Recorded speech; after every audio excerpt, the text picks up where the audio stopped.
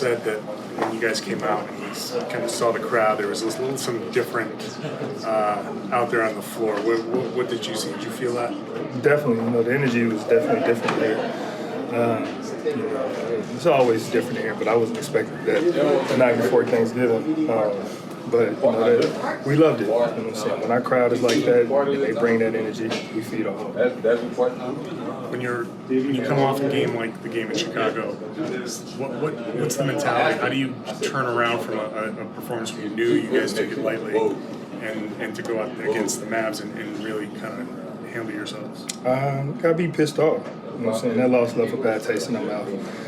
Just for the simple reason because we understood that we kind of lollygagged in that game, and it just wasn't our go at the moment. But I'm saying we can't have that and use that excuses to let it domino effect into the next game and the next game after that. So coming into this game, we just wanted to make sure we didn't let that happen again. Marcus, what do you see from Jaylen when he's at his best offensively? Man, just the things that he's doing when he's at his best is the same thing JT's doing at his. JT has been in the talks for that MVP race. And when JB's playing the way he's playing at his highest peak, he's in that race too. So, I was joking with Jaylen, we got the old Western, when you're in the shootout, you got a gun on this one. And I told him, I said, but we also got another one with you over here. So, we got two sharpshooters that can do some damage. So, when JB's playing at his highest, he's an MVP candidate as well. You talk about making it easier for him. When he's going through some of those turnover struggles like he had the last couple games before this, how do you kind of try to pull him out of that? For me, it's just talking to him, positive affirmations. Joe's going to do the negative affirmations, getting on him and yelling and things like that. That's his job. It's my job and our job as a team and as teammates, to show him the love. Make sure he doesn't get too down on himself. And anybody on this team when that happens, because we all go through it, and it's not going to be the first time, it won't be the last time. He's going to go through it again.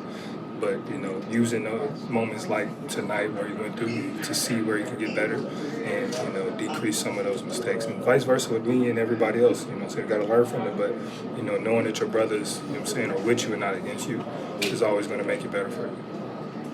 You had a play there with, I think Al fed you in the post and you immediately dropped it to Jayson cutting. First of all, how did you see that? And second of all, is that an example of the offense running at its best? It's definitely an example of the offense running at its best. Malcolm, I think it was Malcolm drove, or I drove, kicked it, and he kicked it to Al. And then they both ran it out. When Malcolm went to the corner, found me, touched the ball, JT cuts, and I fired him. But I was watching JT the whole time on the play. I was hoping he cut it. I would have been pissed if he didn't because it was wide open. But that's the true definition of our offense. When we're clicking in all cylinders, you see plays like that. And it feels good for everybody. Everybody feels good. Then you can go down on the defensive end, and your defense feels good. And you started out the game with Jaylen in transition, making that kind of cut to the basket.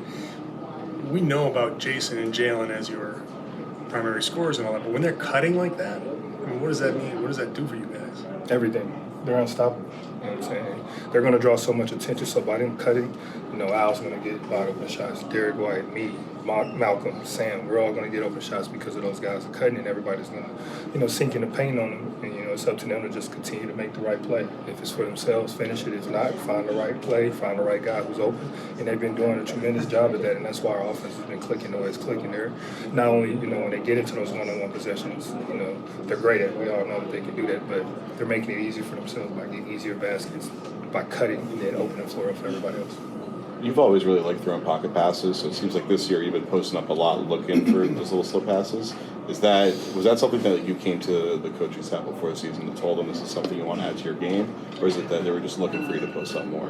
No, I just started posting up more and told my teammates, give me the ball. And that's really what it was, is there's no plays. When I post up, it's not a play. There's no call for it. I just have the freedom to be able to go make a play. And I think that's been the key, just allowing me to play and not have to worry about, okay, can I make a play right here? Or, if I do make this play, what's going to happen? And just allowing me to do it. And as you can see the results from that is we've been doing really good in it. So it's not a play, it's just a read. Thank you, Marcus. Thanks.